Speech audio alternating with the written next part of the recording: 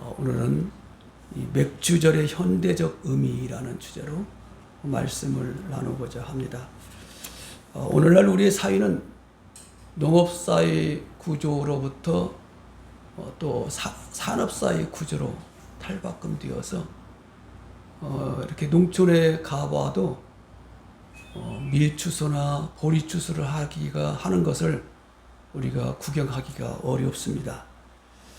그러다 보니까 맥주절이 다가와도 잘 구분이 안 돼요.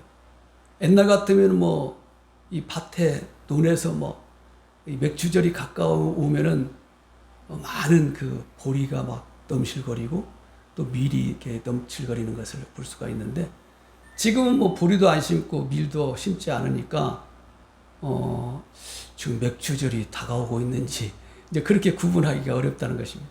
그래서 실질적으로 이 맥주절의 의미를 찾는데 좀 어려움이 있습니다.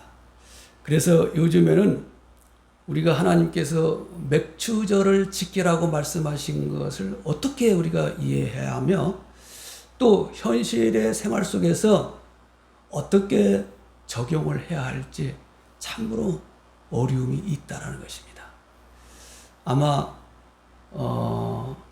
이제 이 보리 때 또 이렇게 밀 때를 잘 모르는 그 세대들은 이 맥주절을 이해하는데 참 이해가 아직 되지 않을까 그런 생각도 가져봅니다.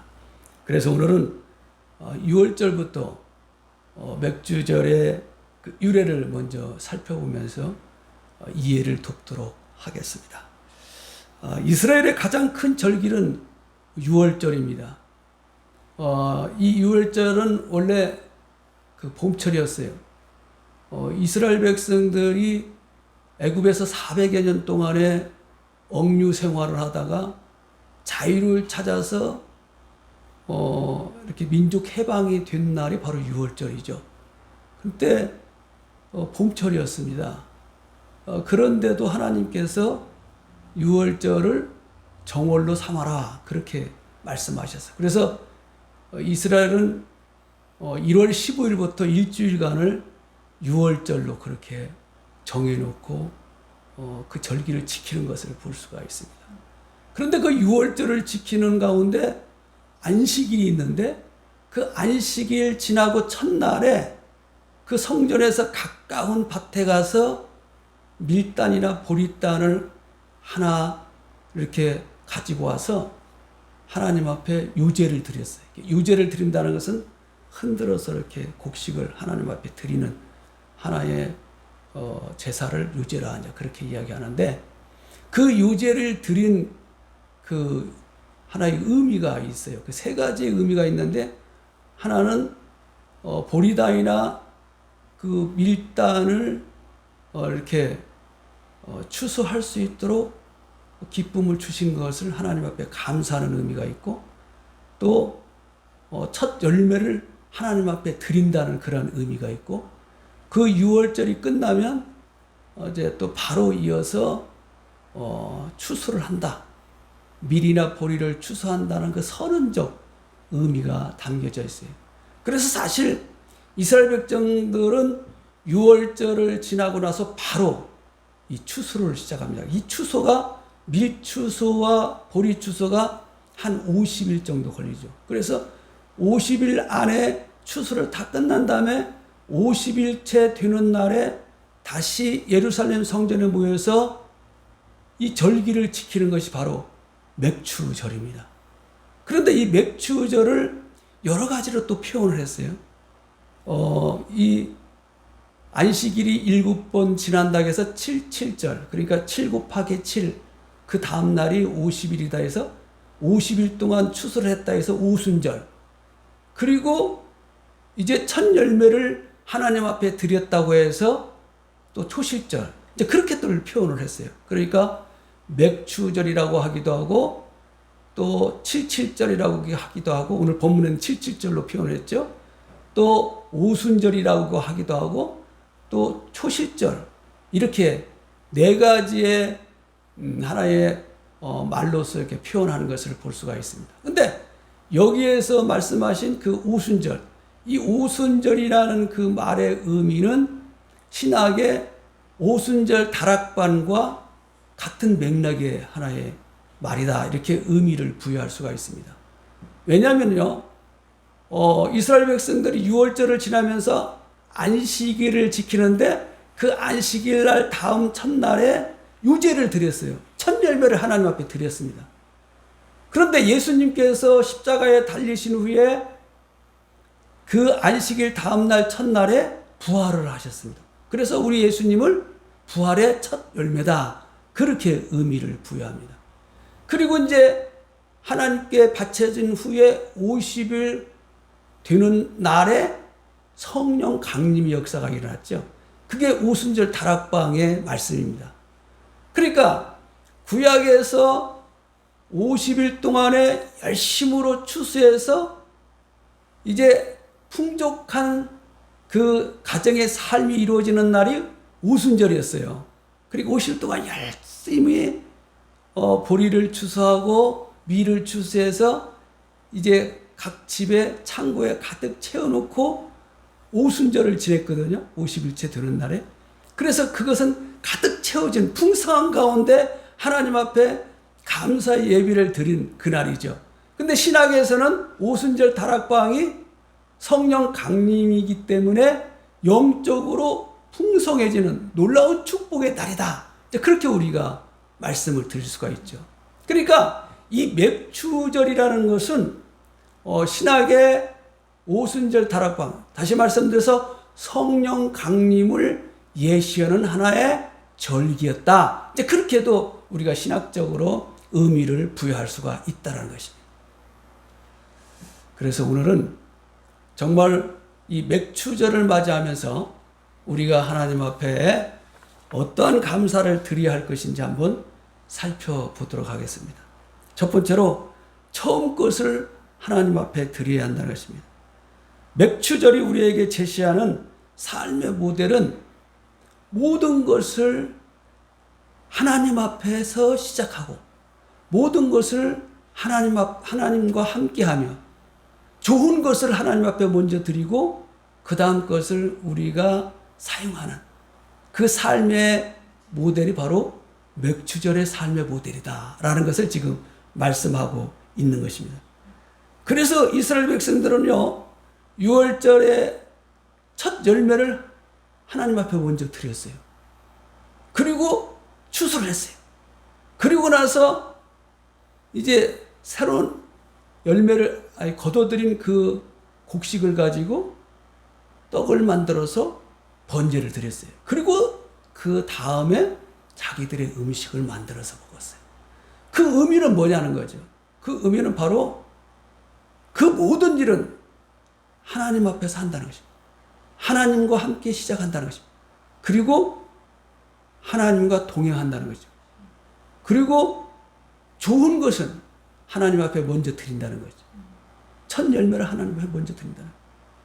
그리고 오로지 하나님 제일주의로 살아간다. 그 신앙의 의미가 바로 이 맥추절의 의미가 담겨져 있다는 것입니다. 자, 그럼으로써 우리 성도들은 어떻게 생활을 해야만 되겠습니까? 하루의 삶을 시작할 때 무엇으로 시작해야만 되겠어요? 새벽 기도로 먼저 시작해요. 새벽에 일어나셔서 먼저 여러분 기도하세요. 말씀 보세요. 그리고 하루를 시작하세요. 그럼 마음이 얼마나 든든한지 모릅니다. 하루의 삶이 하나님과 함께 시작하는 거죠. 그리고 한 주간 또 시작할 때 이렇게 주일날 먼저 하나님 앞에 나와서 예배하는 거죠. 이게 지금 첫날이에요. 주일날이 첫날이에요. 내일이 월요일이 둘째 날이 시작되는 거죠. 토요일날이 일곱째 날이에요. 그러니까 하루의 첫날, 일주일을 시작하는 그 첫날을 하나님 앞에 먼저 예배해야만 돼요. 그리고 우리가 한 해를 또 시작할 때 어떻게 해요? 송구행신 예배를 드리잖아요. 그러니까 하나님 앞에 마지막 날 하나님 앞에 회개의 기도를 드리면서 한 해를 되돌아보면서 또 한 해를 시작하는 첫 시간을 하나님 앞에 예배하는 그 송구영신 예배를 드려서 한 해를 시작하잖아요. 우리는 그렇게 하나님과 함께 시작해야만 돼요. 그리고 하나님과 동행해야만 돼요. 여러분, 어떤 큰 건물을 져서 입주를 할 때도 먼저 하나님 앞에 예배하잖아요. 여러분이 또 새로운 집으로 이사할 때도 이사하고 나서 먼저 하나님 앞에 예배하잖아요. 또 어떤 가게를 차려서 개업을 할 때도 개업 예배를 하나님 앞에 먼저 드리잖아요. 이게 하나님 제일주의의 신앙이에요. 내가 하나님과 함께 모든 일을 시작해야만 되겠다. 그리고 하나님과 함께 동행해야만 되겠다. 제가 개업 예배를 드리고 나서 꼭 그 대표 되시는 분에게 그런 권면을 하죠. 집사님 아니면 장로님, 권사님, 아침에 사무실 출근해서 제일 먼저 성경 말씀 보시고 기도하시고 시작하세요. 그렇게 권면을 합니다. 그 이유는 하나님 앞에 하루를 함께 시작하겠다. 그리고 하나님 앞에 축복을 권하는 하나의 의미도 담겨져 있지만 중요한 것은 하나님 오늘 나와 함께하여 주옵소서. 나는 부족합니다. 나는 연약합니다. 하나님이 함께해 주셔야만 되겠습니다. 하나님이 일일이 주관해 주셔야만 되겠습니다. 라는 그러한 소원을 드리는 하나의 기도가 되어진다는 거죠. 그럴 때 하루하루의 삶이, 하루하루의 모든 일이 하나님께서 주관하시고 역사하시고 인도해 주실 줄로 믿습니다. 그런 믿음으로 신앙생활을 해야만 된다는 것입니다. 그러므로 여러분, 맥주절에 하나님 앞에 예배드리는 이 시간, 올 이제 6개월 남았는데 이 6개월 동안에 내가 정말 하나님과 함께 모든 일을 시작해야겠다. 그리고 하나님과 함께 동행해야겠다. 그리고 그 좋은 것을 하나님께 내가 먼저 드려야겠다라는 그런 하나님 제일주의 그 신앙으로 이제 시작하는 삶을 살아가는 성도가 되시기를 주님의 이름으로 축원합니다.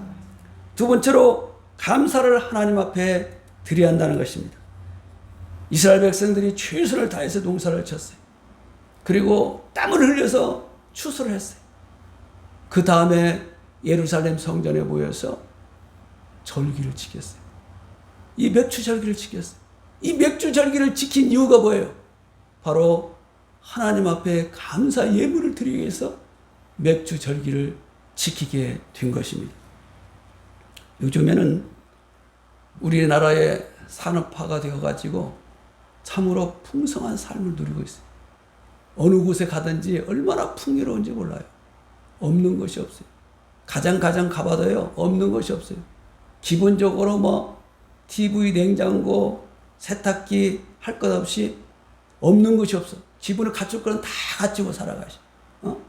그리고 요즘에는 얼마나 풍족하면은 뭐 강아지 할 거 없이 안 키우는 것이 없어요. 돈 없으면 못 키워요. 옛날에는 진짜 약해 먹으려고 강아지를 키웠는데 요즘은 같이 살아가려고 키워요. 그러니까 병원비도 사람의 병원비보다 더 많이 들어간다고 하잖아요. 그러니까 이게 강아지 끌고 다니는 사람들 보면은요, 이거 참 부자로 사시는구나. 우리 같은 사람은 저걸 돈 없어도 못 키우는데 어쩌면 저렇게 키울까, 그런 생각을 가져요. 제가 저녁 식사하고 그렇게 아파트 한 바퀴 뱅 돌아보면은요, 대부분의 사람들이 강아지를 끌고 다 나와서 돌고 있어요. 요즘 참 대단하다. 그 강아지 가격만 해도 엄청나게 비싼 강아지들이 많고요. 그 강아지를 먹이는데도요, 비용이 얼마나 많이 들어가는지 모르는데. 그러니까 그런 세상이 되어버렸어요. 그래서 사실 보릿고개라고 사람들이 생각을 못해요. 그런데 우리나라가 50년 전, 60년 전만 해도 실제로 보릿고개가 있었어요. 그때는요, 이 봄철 되면은요, 먹을 것이 없어가지고 집집마다 돌아다니면서 구걸하는 사람들이 엄청 많았어요. 저도 어렸을 때 기억이 나요. 그 구걸하러 오는 사람들이. 저희 집에도 많이 왔어. 먹을 것이 없다는 거예요. 좀 살려달라는 거죠. 나중에 와서 일해줄 테니까 우선 양식 좀 달라는 거예요. 그게 바로 보릿고개였어요. 보리가 나오기 전에까지 겨울부터 시작해가지고 그렇게 어려운 시절이 있었어요. 근데 사실 이스라엘은 우리나라보다 더 어려웠어요. 왜냐하면 이스라엘은 농사가 우리나라하고 틀려요. 이스라엘은 보리하고 밀추수밖에 없어요. 이 곡식으로 먹을 것이. 가을에 나오는 것은 과일밖에 없었어요. 과일은 오래 저장할 수도 없고 과일이 양식이 안 되잖아요. 우리나라는 가을에 그래도 나락이 있잖아요. 쌀이 있잖아요. 이 초여름에는 우리가 보리와 미리를 추수하고 가을에는 이 나락을 추수해가지고 1년이면은 그 두 가지를 가지고 버틸 수가 있었어요. 우리나라는. 그러니까 우리나라가 더 나았죠. 생활하기가. 그런데 이 이스라엘은 그렇지가 않아요. 오로지 밀과 보리를 추수해서 1년 동안 먹고 살아야만 되는데 그게 여의치가 못했죠. 그러니까 이스라엘 나라는 실제적으로 살아가는 데 있어서 이 보릿고리가 가는 것이 더 힘들었다는 거죠. 그럼에도 불구하고 이스라엘 백성들은 어떻게 했어요? 농사를 다 지어서 거둬들인 다음에 다 예루살렘 성전에 모여서 무엇을 했어요? 맥주 절기를 지켰어요. 맥주 절기를요. 대단하잖아요. 우선 지금 얼마나 배고팠겠어요. 얼마나 빈곤했습니까? 먹을 것이 없어요.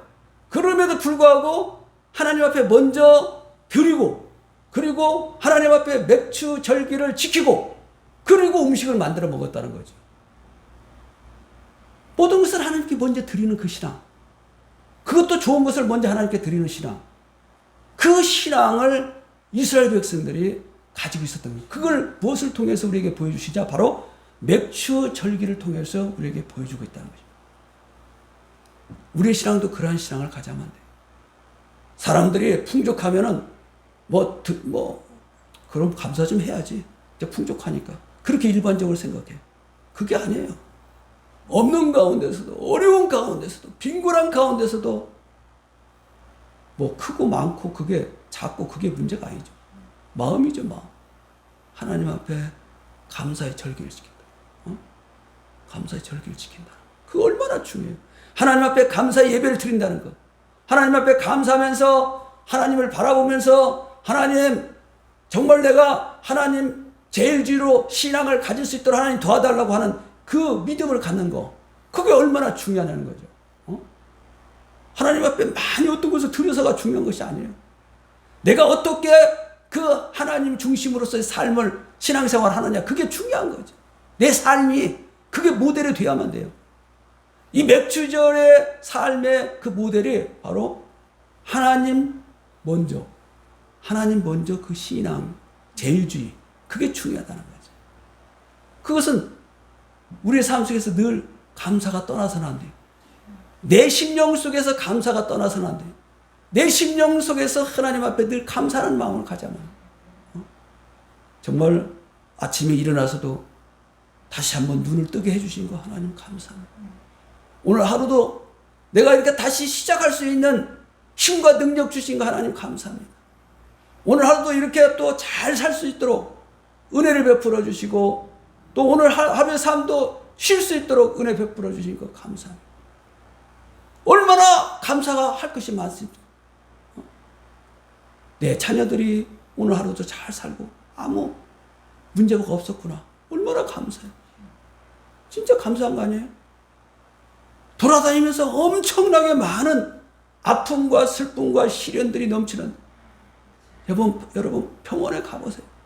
진짜 얼마나 많은 환자들이 몰려와 있는지 몰라요. 얼마나 아주 그냥 병원에 가면 겁나 죽겠어. 얼마나 무서운지 몰라요. 그만큼 무서운 세상이고 힘든 세상이고 병든 세상이 병든 세상. 세상이 병들었길래 우리의 몸이 병들 수밖에 없는 세상.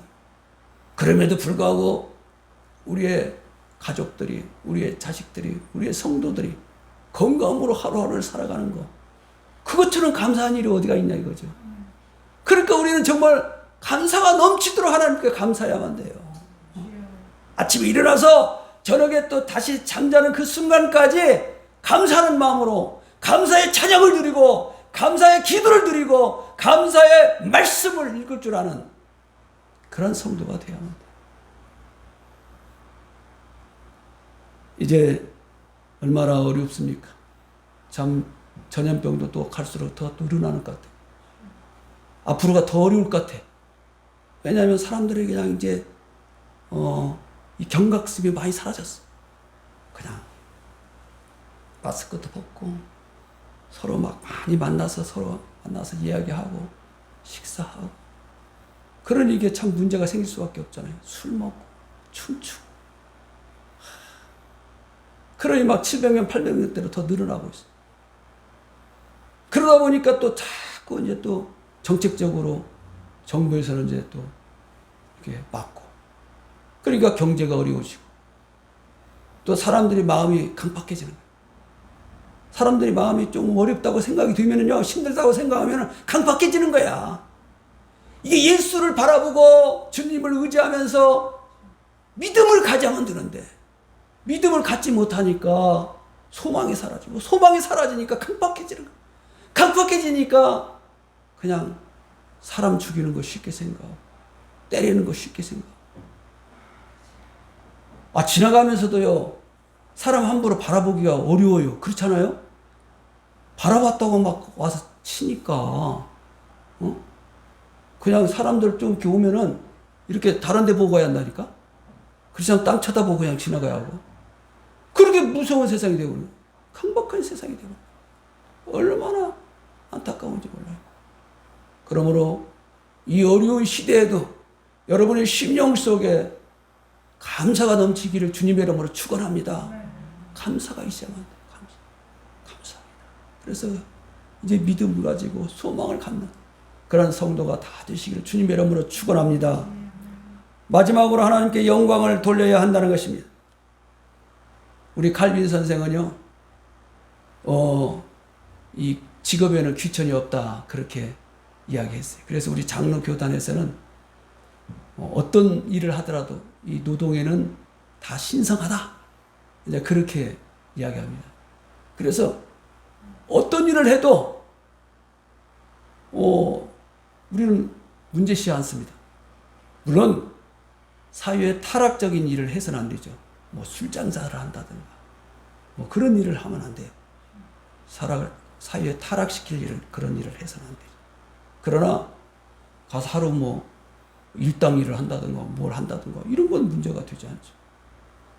그러니까 내가 어떤 직업을 가지고 있느냐, 어떤 사업을 하느냐, 어떤 장사를 하느냐, 어떤 공무원을 하느냐, 그게 문제가 아니라 내가 그 일을 통해서 얼마만큼 내가 하나님으로부터 귀하게 쓰임 받을 수 있느냐, 그게 중요하다는 거죠. 그 일을 통해서 내가 어떻게 하면 하나님께 영광 돌리는 그런 삶을 살아갈 수가 있느냐, 그게 중요하다는 거죠. 내가 식당에 가서 설거지를 해준다고 그걸 천하게 생각해서는 안 된다는 거죠. 그 일을 통해서 내가 하나님부터 쓰임받고 그 일을 통해서 하나님께 영광 돌린다면 그 일처럼 귀한 것이 없다는 거예요. 식당에 가서 설거지하면서 그 주방에 있는 사람들 다 예수 믿을 수 있도록 전도한다면 그 일처럼 얼마나 큰 영광이에요. 그렇잖아요?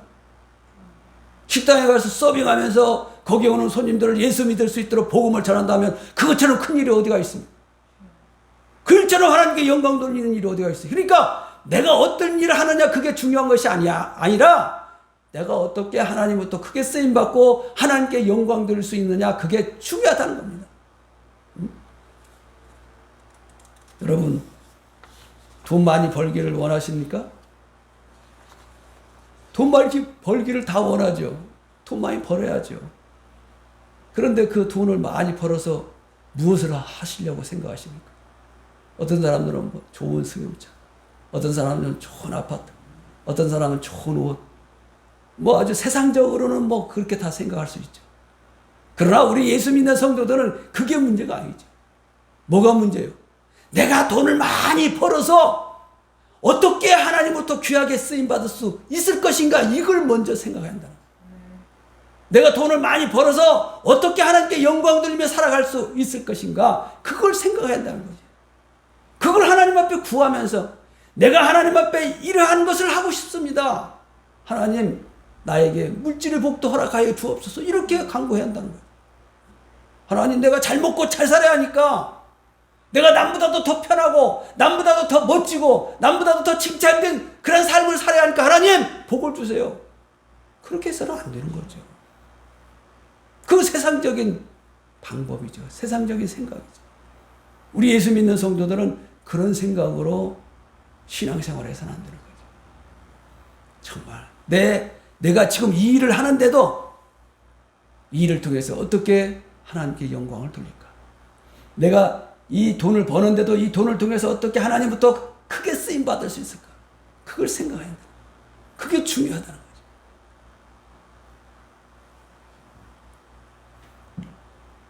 에베소서 4장 22절에서 24절의 말씀을 보면 너희는 유혹의 욕심을 따라 썩어져가는 구습을 따르는 옛사람을 벗어버리고 오직 너희의 심령이 새롭게 되어 하나님을 따라 의와 진리의 거룩함으로 지으심을 받은 새 사람을 입어라. 그렇게 말씀해요.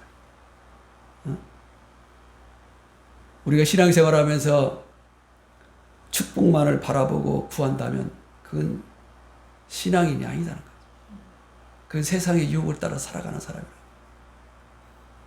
어떻게 하나님 축복만 주세요. 그렇게 우리가 구할 수가 있어요. 그걸 내려놓아야죠. 내 교만, 내 자만심, 내 물욕 이런 것들을 다 내려놓으면 돼요. 어떻게 하면은 하나님을 기쁘게 해드리는 삶을 살아갈 수 있을까? 그걸 우리 심령 속에 가져야 돼요. 이제 우리에게 성도 여러분들은 하나님의 영광을 돌리는, 하나님을 기쁘게 해드리는, 하나님부터 귀하게 크게 쓰임받는 그런 성도가 다 되시기를 주님의 이름으로 축원합니다. 사랑하는 성도 여러분, 맥추절이라는 것은 무엇입니까? 하나님 앞에 감사하는 거예요. 그리고 진정으로 하나님 제일주의로 살아가는 거예요. 그리고 하나님께 영광 돌리는 것이 맥추절의 의미가 되는 것입니다. 이제 여러분들은 여러분 자신들이 고운 가루가 되어서 온전히 하나님께 바쳐지고 주님께 영광만 돌리며 감사가 넘치는 삶이 되시기를 주님의 이름으로 축원합니다. 기도하겠습니다. 하나님 아버지 감사합니다.